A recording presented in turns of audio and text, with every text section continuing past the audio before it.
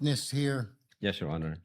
Yung Romanov plot, well, aside from what Senator Judge Tulfo said, that came from Baste, but I picked it up doon sa video na pinalabas kanina ng defense, Yes, Your Honor. yung Romanov plot versus Sara, according to Princess Maui. Did you take that information seriously or not? Yes, Your Honor. That's the reason why nung marinig namin o makita namin yung question ni Princess Maui about the Romanov, we conducted an open source investigation. Tiningnan ho namin baka meron. Yun nga, ang nakita namin yung January 2024 during Maisog Rally, if I'm not mistaken, na yung the word Romanov, ang nagbigkas ho noon si Mayor Baste, Your Honor. All right. So, yung statement ni Princess Maui sa video, how do you rate that info? Sa inyo po sa NBI, sa mga intelligence agencies, yung mga informations po ninyo, may rating. Tama po ba? Correct me if I'm wrong here, Mr. Witness. For example, pag yung information po ninyo, pag yung information po na natanggap ninyo, ay may mga rating po. A1, completely reliable. A2, completely reliable information, probably true. B1, usually reliable source, information confirmed. B2, usually reliable information, probably true, but needs validation. C1, fairly reliable source, information confirmed. C2, fairly reliable source, information needs validation. D to F, source is doubtful, unreliable, or reliability cannot be assessed. So, saan yun nilagay yung sinabi ni Princess Maui? Saan dito sa classification po na ito ng source of information? Is it A1, A2, B1, B2, C1 hanggang DF? Saan po? Kasi po ngayon, sir, napakarami na po mga impormasyon ng mga fake news. Opo, sir. Sir, kung pwede na pong sumagot. Go ahead po. Go ahead. Sir, yung una po namin ginawa, we tried to invite Princess Maui to shed light doon sa sinasabi nilang Romanov. Since hindi ho nag-appear si Princess Maui, wala ho kaming basis. So, classify muna namin ito na non-validated information. Naghanap kami sa open source. Yun nga, ang nakita namin, ang unang nagbigkas niyan, si Mayor Baste. So, medyo nakita namin, teka muna, parang baliktad yata ang sitwasyon. Kung kay Mayor Baste nagsimula ang Romanov, bakit dito ito yung tinatanong ni Princess Maui sa Vice Presidente? So, medyo it doesn't make sense, sir. Wala kaming na-validate since hindi nag-appear si Princess Maui. So, we classify the information as unvalidated So, information. what you did, nung hindi mo ma-confirm yung kay Princess Maui information, naghanap ka ng Opo. counter source, Yes, sir. Open source, sir. open source, okay, to validate. Yes, sir. And what happened to that source?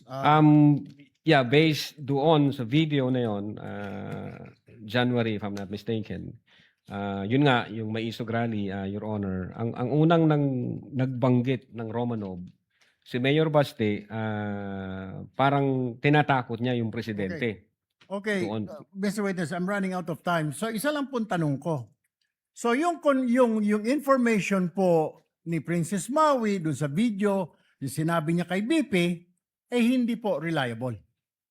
Hindi reliable insofar as the cybercrime division is concerned, Thank sir. you, Mr. Presiding Officer. The interventions of the Senator Judge are noted.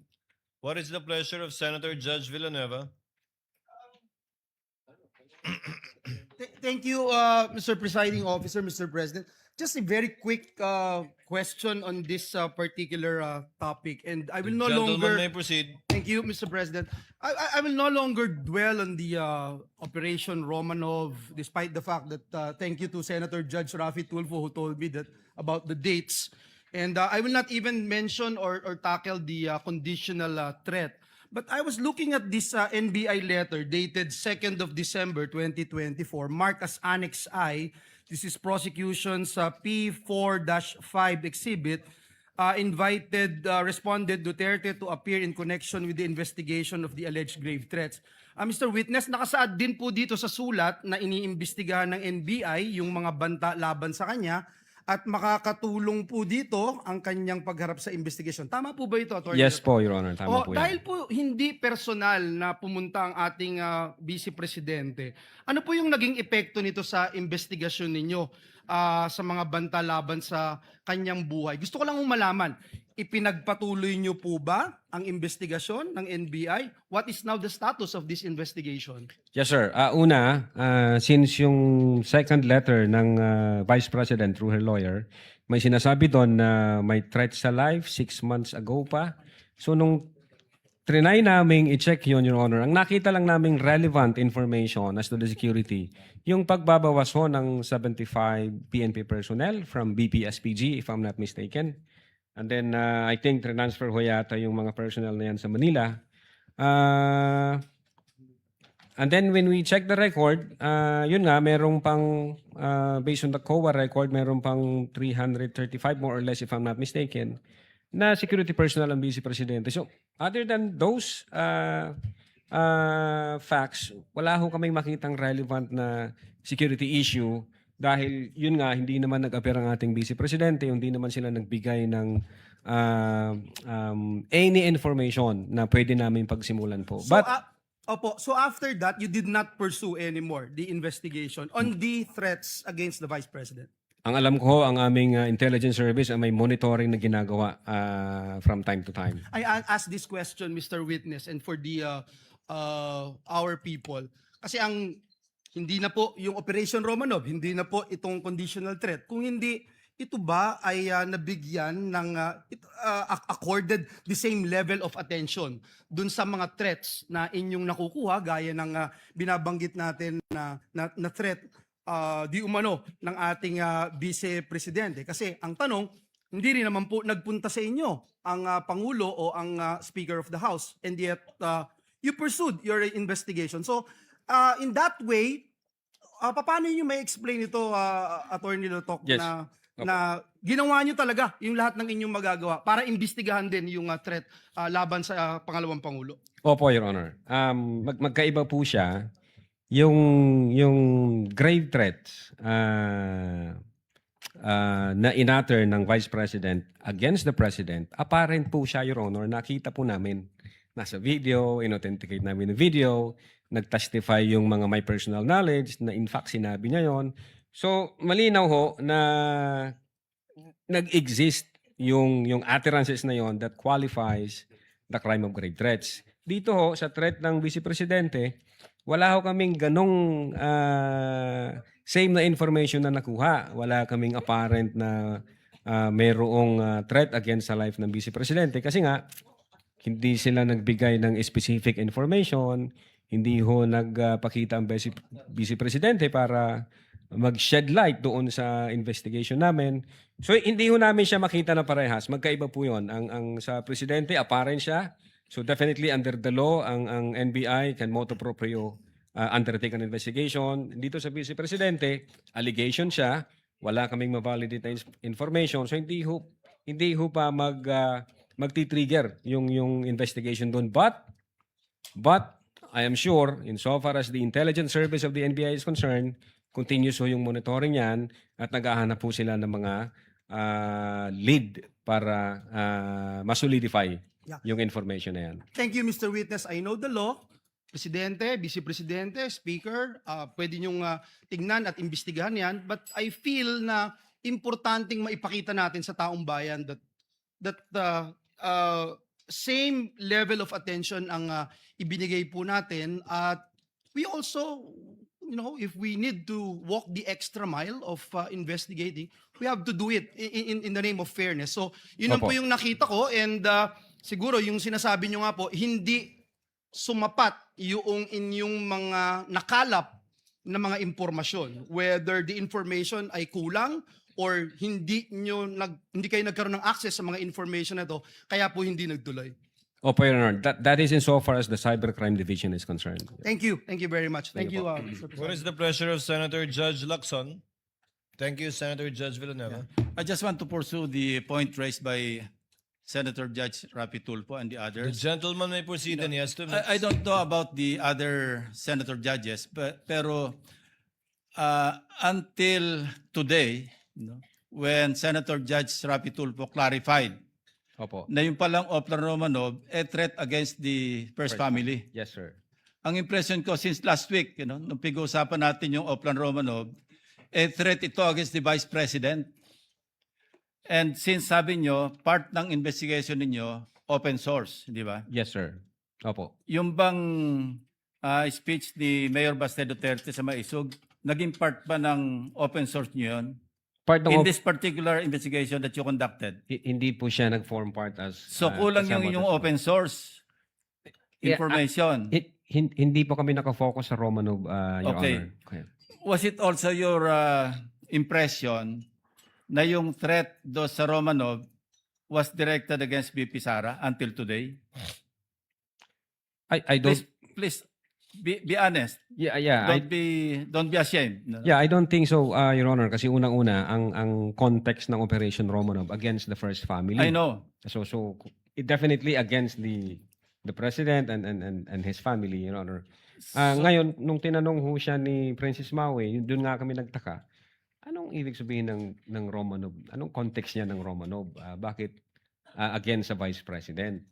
Hindi naman sila yung first family. So, yun yung reason po, Your Honor, kung bakit we try to invite Princess Maui na shed us some light para makita namin ano bang ibig mong sabihin doon. Ano ba yung pwede namin i-validate na information para makapag-case build-up kami pag meron. Yes. So bakit hindi naging part ng investigation nyo do sa threat against the life of the president and the first lady, kasi family yung binabanggit ni Mayor Basten, di ba? Hindi kasama yung si Speaker Romualdez, hindi kasama yung Chief Justice, Opo. di ba? Yes, sir. Pero threat against the family, the first family, Yes, sir.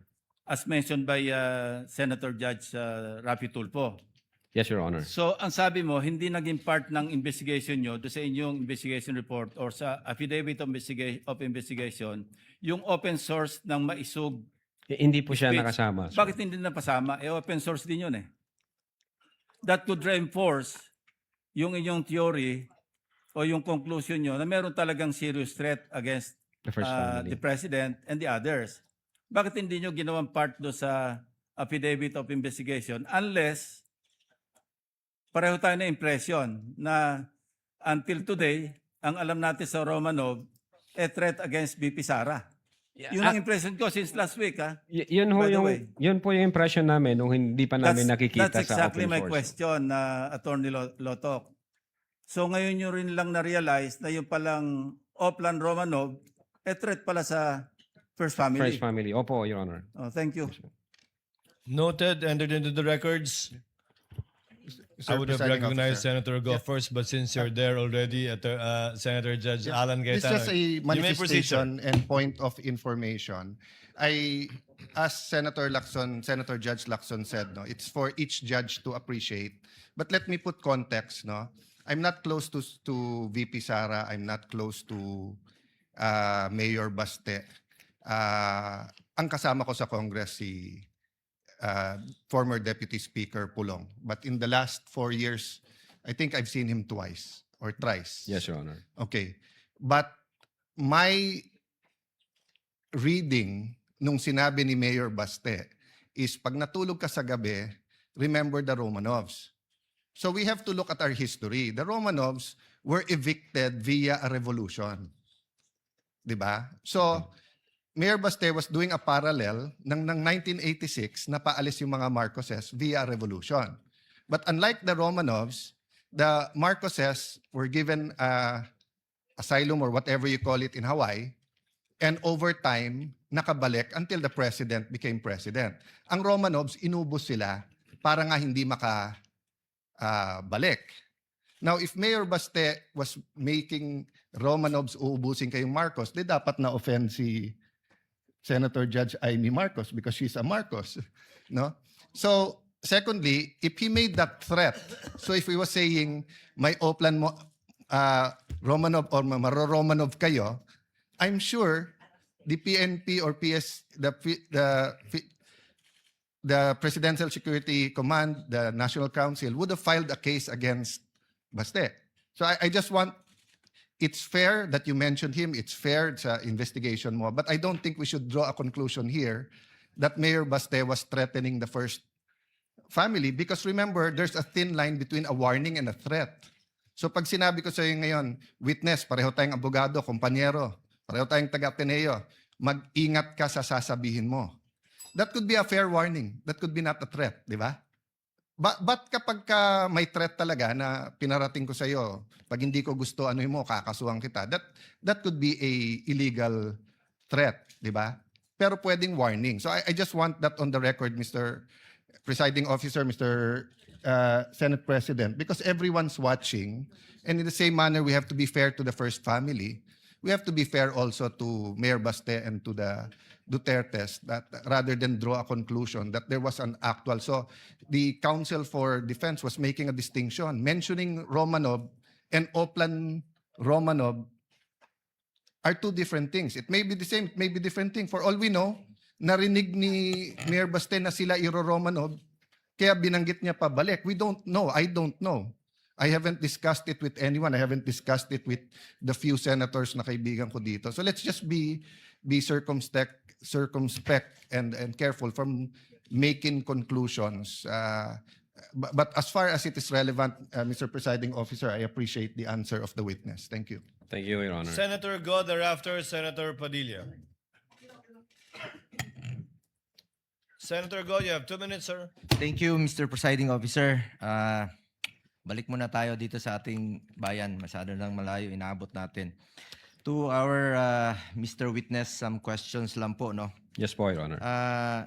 Nabanggit nyo kahapon na 20 years na ho kayo sa NBI. 12 years, Your Honor. Be specific, anong year po nakapasok? 2014, Your Honor. Nagsimula po ako from the NBI Academy. 2014? 2014. 12 years na po, Your Honor. Hindi 20 years. Hindi 20 years, Your Honor. 12, Your Honor. 12 years. So, kailan ho kayo nag-head ng cybercrime? February 2023, Your Honor. February of 2023. Maupay na adlaw pala. Maupay po nga adlaw Attorney- gyapon, sir. And to our prosecutor, Maayong hapon, sir. Maayong hapon. maupay na kulop. Maupay man. Kailan ho kayo naging RD? July 2025, sir. July 2025. So, naging cybercrime head kayo February of 2020. 3, sir. Before that, saan ho kayo na-assign? Chief ng Digital Forensics, sir, 2022. 2020. Anyway. So, meron ho bang nag-recommend sa inyo or wala na, nag-apply lang kayo o sino Ng ano po, sir? naging head kayo ng cybercrime? As Chief of the Digital Forensics, I was designated by the then Director Medardo J. De Lemos. Then as Chief of the Cybercrime Division, I was also designated by the then Director Medardo J. De Lemos, sir. 2016 to 2022, saan ho kayo na-assign?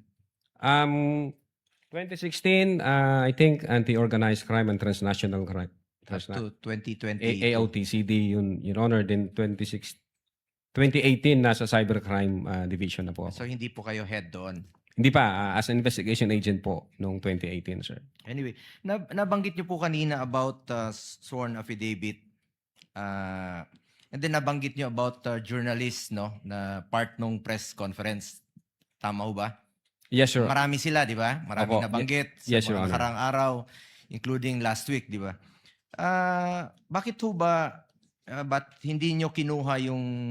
bakit po hindi kinuha ang sariling sworn affidavit ng mga journalists na personal na naroon po sa press conference? Sa halip ay affidavits po ng agents na naglalaman po ng inyong summary ng mga sinabi po ninyo. Bakit hindi nyo pinursige yung mga affidavits ng mga nandoon sa...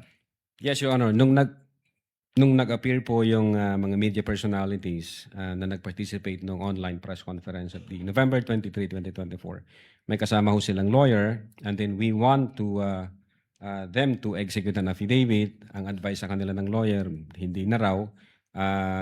pwede lang sila mag-participate ng interview, pwede sila mag-assign sa minutes at meeting. So hindi na po namin pinilit. So wala hong journalists or mga vloggers na kasama po doon sa sworn affidavit. Wala ho.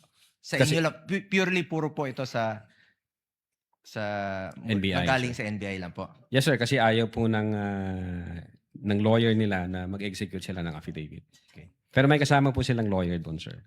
Yung mga detalye pong nakasaad sa inyong affidavit tungkol sa naganap na press conference, galing ho ba ito sa personal knowledge ng mga agents o batay po sa sinabi ng mga journalists na nakausap po ng agents pagkatapos? Yes, Your Honor. Q&A yung mode nung interview at nag-reflect ho yan doon sa minutes of meeting, and then nag-execute ng affidavit yung nag-interview na agent. So magkasama ho yung mga dokumento na yun, sir. Mako-consider mo ba ito na second-hand account? Paano nyo masigurong naging actual ho yung pag-interpret ninyo sa mga sinabi? Ano pong interpret, sir? I mean, kung batay po ito sa second-hand account, paano nyo masisiguro na sakto, walang naidagdag, o hindi na misinterpret sa pagitan ng aktual na sinabi ng mga journalists at mga nakasulat sa inyong affidavit? Yes, Your Honor. That's the reason why inauthenticate namin yung video mula simula hanggang sa matapos para ho hindi kami mawala sa tunay na nangyari. That's the reason why transcribe din ng ating agent on case kung ano laman ng video, kung ano yung naging tanungan doon, para ho hindi ko kami mawala sa investigasyon namin. And in fact, Your Honor, when we try to establish whether or not nag-utter ba talaga ang Vice Presidente na may kinausap na siyang tao para pumatay sa tatlo, na confirm namin ito nung November 26 video kasi ni-reiterate ng Vice Presidente, inadmit niya, instead na sinabi niyang hindi ko sinabi yon, sinabi niya nung November 26 na video na indeed may kinausap na siyang tao para pumatay doon sa tatlo. So, nabuo yung aming investigation na sa ang tawag po namin doon is admission against interest doon po sa ginawa ni Vice President during the November 26, 2024, sir. Anyway, last question na lang po on sedition. No? How do you reconcile the fact that the Vice President discouraged her supporters from going to the streets with a claim of inciting to sedition? Ano po yung, sorry. On sir. sedition charges, di ba? Yes, sir. How do you reconcile the fact that the Vice President discouraged her supporters from going to the streets with a claim of inciting to sedition? Well, in inciting to sedition, Your Honor, specifically in the case of People versus Nabong, it is not necessary na magkaroon ng actual sedition. The law also penalizes if the seditious words would encourage people to do illegal acts or to overthrow government. In other words, if the speeches would stir up the people to go against the government, if the speeches would disturb the peace of the community, if the speeches would undermine public order and public security, hindi ho necessary na magkaroon ng actual na sedition. That's under the Meron law, ho sir. bang nagawa yung Vice Presidente na gaya ng sinasabi niyo ngayon? Nagawa pong inciting to sedition, sir? Based sa findings namin, sir, yes. Based po sa findings namin. Ganito po ang nangyari. Kinumpare po namin based on the content and context of the utterances made by the Vice President in November 23, 2024, the utterances made by the Vice President in October 18, 2024, then the utterances made by the Vice President in 26 November 2024, and other facts and circumstances. Nung trinay po namin i-compare siya, may nakita ho kami ng mga utterances that would stir up the people against the government. For example, Your Honor, noong October 18, ang sabi ng Vice Presidente, walang number 1 ang Pilipinas na to, hanggang number 2 lang to para sa akin. Wala itong number 1. Kinumpara ho namin noong November 23, ang sabi doon sa November 23, I do not recognize anybody above me. It's a reiteration doon sa kanyang sinabi. That's number one, Your Honor. Then number two, may sinabi siya noong October 18 na anong magagawa ko, hindi marunong maging presidente yung nakaupo. Kasalanan ko ba yon? And then, November 23, kinumpara namin yon. Ang sabi niya doon, this country will go to hell because the person na nakaupo is hindi marunong maging presidente and who is a liar. So nakita namin yung pattern saka consistent na utterances. Then tinignan namin yung pangatlong line, ang sabi niya doon, alam ko si BBM may 5 impeachable offense, pero papasa ba dyan sa House? Siyempre hindi. Then pagdating sa November 23, sinabi naman niya doon na the President is lying through his teeth para makuha lang niya yung boto ng mga tao. Tapos minura niya sila, PI ka, BBM, Lisa Marcos, and former Speaker of the House. So, tiningnan namin, sino ba yung nagsasalita? Kung ang nagsasalita, Your Honor, is yung ikalawa sa pinakamataas na posisyon in public at yun yung kanyang utterances, definitely, Your Honor, there is a tendency to stir up the people against lawful government. Kindly wind up, Against the Senator government. Go. No more question, Mr. Presiding Officer. Thank you, Salamat Senator po. Judge Salamat. Go. Senator Judge Padilla intimated to the presiding officer that he will defer his questions to a later time. Counsel for the respondent, you may proceed with your cross-examination. Just a manifestation, Your Honor, in relation to the query or the manifestation of Senator Judge Villanueva. In relation to the query of No, Senator... his manifestation, Your Honor. No need, counsel. Proceed unless he asked you a question to save in the court's time.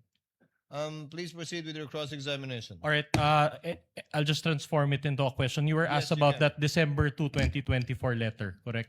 December 2, yes, sir. Oo. That is the letter where you gave a schedule for the Vice President to attend, correct?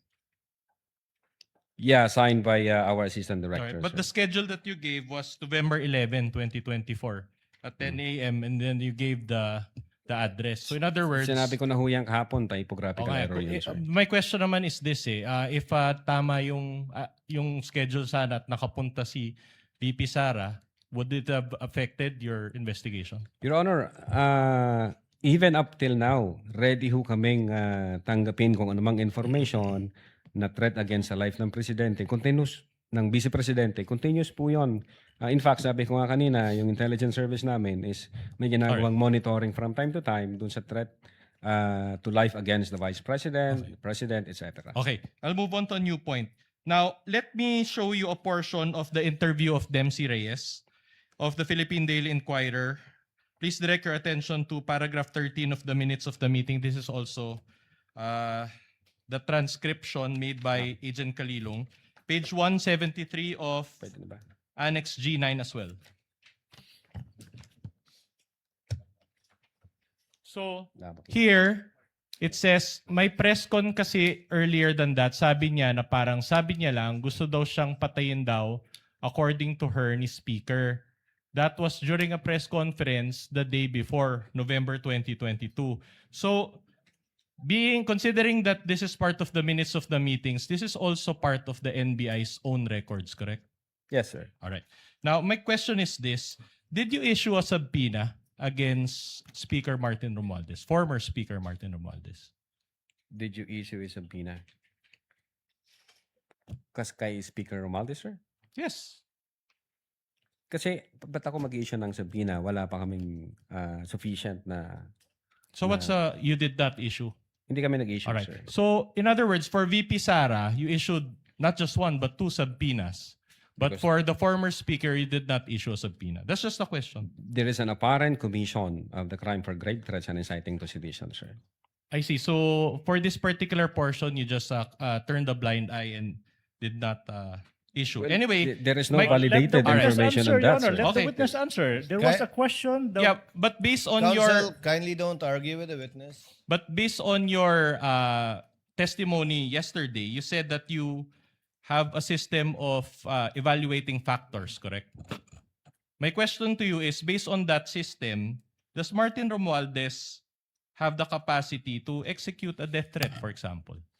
We haven't established any apparent crime committed by the former speaker Your Honor. So hindi kami nag-delve dyan sa issue na yan. Yeah, at any rate, this minutes of the meeting, which you all confirmed that is part of the NBI's own record, isn't this information regarding the death threat against VP Sara? Well, ang sabi po dyan, if I may read my press con, kasi earlier than that, sabi niya, sabi lang niya, gusto daw siyang patayin daw, according to her, ni Speaker, that was during a press conference the day before. Precisely, Your Honor, the reason why we issued a letter noong November 22 is to ask the Vice President kung ano ho yung facts and circumstances dyan sa issue na yan. But since hindi ho nag-appear ang Vice Presidente, wala ho talaga kaming mapagsimulan. Wala kaming validated information. But you issued the subpoena against Dempsey Reyes, correct? Yes, sir. Pero ang tinanong nyo kay Dempsey Reyes, yung case lang against VP Sara. Hindi niyo siya tinanong ng threats to her, correct? Well, unang-una, ang ini-establish namin, ang focus on ang investigation namin, the reason why we subpoena the late Dempsey Reyes is whether or not nag-utter ba yung Vice President doon sa statement niya na nag-contract na siya ng tao para patayin si BBM, si Lisa Marcos, Okay, we're- at si former that's Speaker. okay. Sir, yun po yung focus ng investigation namin. So despite that track, you still maintain that this part of the investigation, you did not have bias. We don't have Objection, bias. Argumentative, All right, Your Honor. I'll move on. Argumentative. I'll move on. The- Let's go back to the investigation that you did against VP Sara. So you mentioned yesterday that the offended parties in this case, if at all, are BBM, FL, and the former speaker, correct? Yes, sir. Did you subpoena any of them? No, sir. Did they appear before the NBI? No, sir. Nakausap nyo ba sila ng personal? No, sir. And yet, you concluded that they were victims of grave threats, correct? Based on the evidence we've gathered, yes, sir. So without any personal correspondences with them, you came to that conclusion, The evidence is clear, sir. according to you. Oh, objection, Your Honor. I move So- that. Oh, wait. Counsel- We cannot let this No, pass. that's part I of- move, Your Honor, that the defense counsel, with all due respect, be admonished from stating those unprofessional remarks. We are in front of national TV. No, that's That is his answer. If you are not satisfied with his answer, please don't lay any value to what the witness answered. Your Honor, may I move that the This is a counsel... reminder. This is a reminder for counsel for both parties. Kindly avoid side remarks. Henceforth, the presiding officer will have it stricken off the record. And whatever question you pose and afterwards withdraw will likewise be stricken off from the record. So as to avoid any attempts at showmanship, usually seen on TV, yes, but will not be tolerated by this impeachment court. Counsels are so reminded. we will comply, Your Honor. Please proceed. To counsel for the clarify, respondent. Mr. Witness, yung NBI subpoena against VP Sara that you issued was her being a respondent, correct? Yes, sir. Pero as a complainant, you did not issue. We issued a letter, sir, December No. 2. As the complainant na siya yung subject naman ng threats, walang subpoena as to that effect. Walang sampina, sir. So in other words, hindi talaga siya naka-explain kasi what you sent out was a letter and not a subpoena. Yung letter is to inform the Vice President na iniimbestigahan din namin yung threat against the life niya. So therefore, kailangan namin yung presence niya or any information na pwedeng makatulong sa investigation. Yun na nga, pero hindi niya siya sinenda ng subpoena. Isn't it that in a regular case, the prosecutor sends out the subpoena both to the complainant and to the respondent? With the prosecutor, sir? Yes. You're a lawyer, you know this. What When do you file mean, a sir? case before the prosecutor's office, the handling prosecutor issues out sa subpoena sa parehong parties. Ang Tama? alam ko, during the case concern, I think nag-appear yata ang Vice Presidente sa DOJ. Yan, Alright. doon ako na-inform. sir. Okay, I'll move on to a new point. Let's talk about the reversal by the DOJ. Diba? There was a initial finding on February 5 and then it was eventually reversed. Now, would you agree with me that the rectifications that you made for the first affidavit of investigation were procedural deficiencies? Procedural deficiencies. Like the No, TSN, it's part of the case build-up, Your Honor. but what you added were TSNs, affidavits of your own agents. Correct? Don't you consider that Those as... those were affidavits. Yes, but don't you consider that those as procedural and not substantive? Part of the evaluation and case build-up, yes, sir. All right. But in effect, the substance of the case remained the same. Walang nabago ho sa affidavit, sa una at sa pangalawa, parehas po yun. Very good. sir. So in other words, wala kang no additional discussion on the merits of the case. On the merits of the case, yung findings namin, hindi ho nabago All yun, right. sir. Very good. So no additional witnesses were interviewed. What do you mean, interview, sir? Wala nang additional interviews. Kung ano yung sa first affidavit nyo, yun na rin yung sa second affidavit. Wala nang additional interviewees. Kung, I think, ang naalala ko, 6 ho na media personalities ang na-interview namin at yun ho yung nag-reflect sa affidavit. At the same time, we tried to issue subpoena sa, I think, head ng ABS-CBN. I understand that, but be more responsive. Your Honor, if I may, the witness is still in the process of answering Yeah, his... but the Your Honor, question, but the and answer the- is not Exactly. responsive. Eh. My question is very Let him simple. finish first, with all due respect, Your Honor.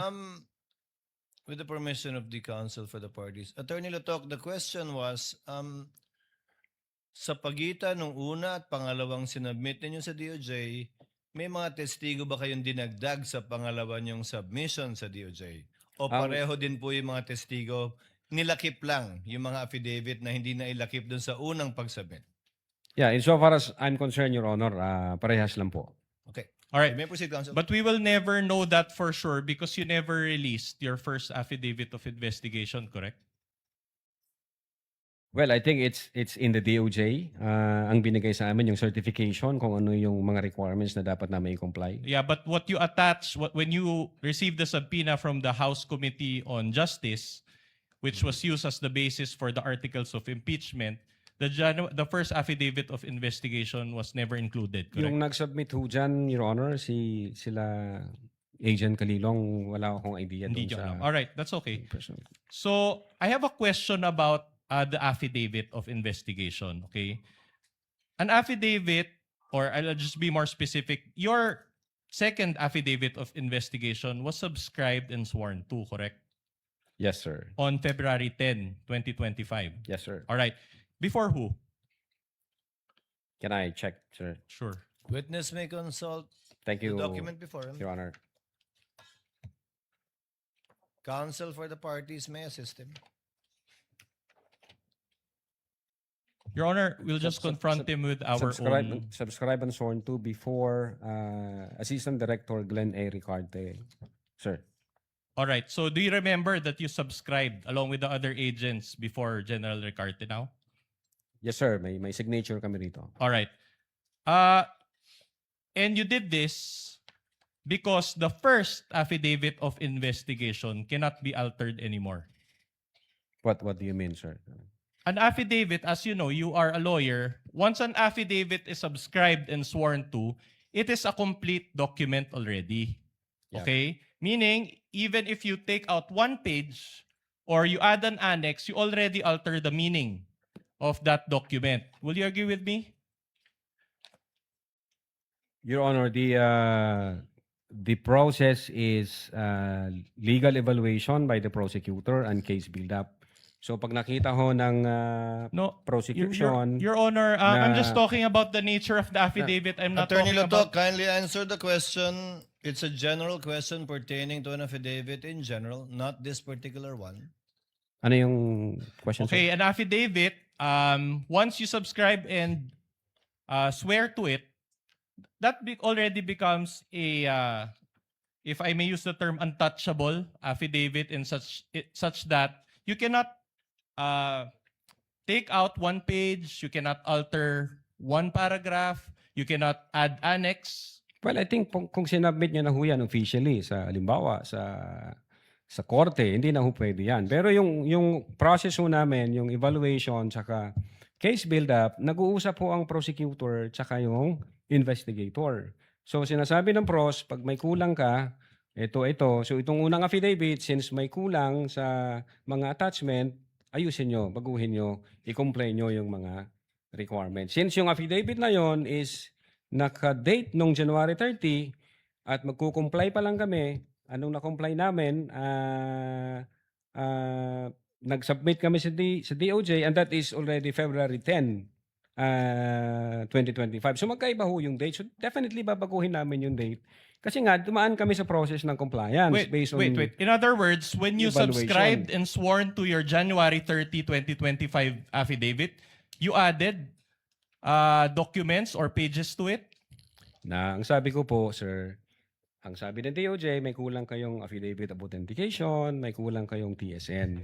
Yun ho yung in-attach namin doon Precisely. sa So affidavit. in other words, you added documents to your January 30, 2025 affidavit? Attachment, sir. Attachment. So sir. you admit that you added attachments to it? Part of compliance, doon sa case build-up, at doon sa evaluation na requirement All right, ng but Department Mr. of Witness, Justice. isn't it Your that... Honor, again, can I respectfully request Your through Honor, the presiding may I officer? just be Wait, allowed to wait, proceed, Your let Honor? me be allowed. Can I be Counsel for the allowed? respondent, let the counsel for the prosecutors Your Honor, finish with this observation or objection. Can I make a respectful request to the defense to let the witness finish the answer before they propound the next question, Your Honor, please? For orderly proceeding, Your Honor, please.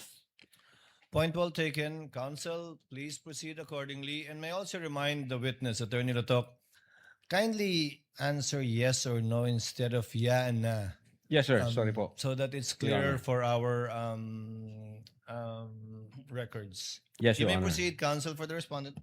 So you admit that after you subscribe and swear to that January 30, 2025 affidavit, you added documents to it so that it will comply with the requirements of the DOJ. Is that what you're saying?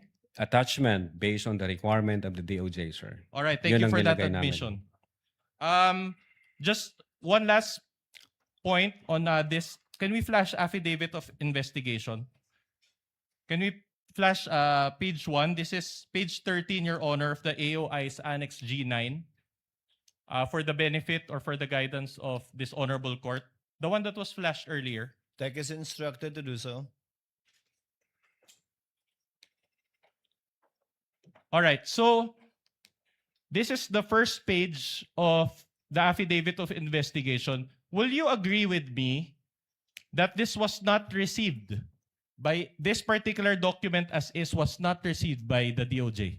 I don't have personal knowledge. Ang inutusan ko po dyan, yung executive officers and agent on case na makipag-communicate sa Department of Justice. But you are a co-signer of this, correct? Yeah, insofar as the content of the affidavit. All right. sir. And so you mean to say that you didn't cause the filing of this case with the DOJ? Inutusan ko po ang executive officers at si Agent All right, Kililong but na you- sila mag-process po na dalhin yung referral na yan sa Department of Justice, sir. At any rate, you're smart enough Okay na to po, ma'am. peruse the first page and you can see that there's no received stamp appearing there too, correct? Received from DOJ o by DOJ, sir? By DOJ. Again, ang makakasagot po niyan, yung nag-process niyan, si executive officer nga namin. Yeah, but at si based Agent on Your only- Kililong. Honor, again, the witness still in the process of answering the question. Counsel, because- counsel, take it easy. Let the witness complete his answer. Okay, Your Honor. But based as it appears only, as it appears on this document, this is part of the records and also uploaded in the Senate website already last July 12 so that the public can peruse. Annex GGG, this is page 13. Based on this document and observation, can you notice any received stamp on this document? Based on that document, wala hong All right. naka-stamped or received. Precisely my based on that. point that was attached, if this was really received by the DOJ, there should have been an IDF, right? Or a transmittal letter attached to this. Again, yung makakasagot po niyan, yung executive officers, Agent Kililong, and the prosecution, sir. Kasi sila ang nag-uusap dyan. Sila ang nagdala ng dokumento na yan. All right, I'll move on to a new point. Now, Article 4 of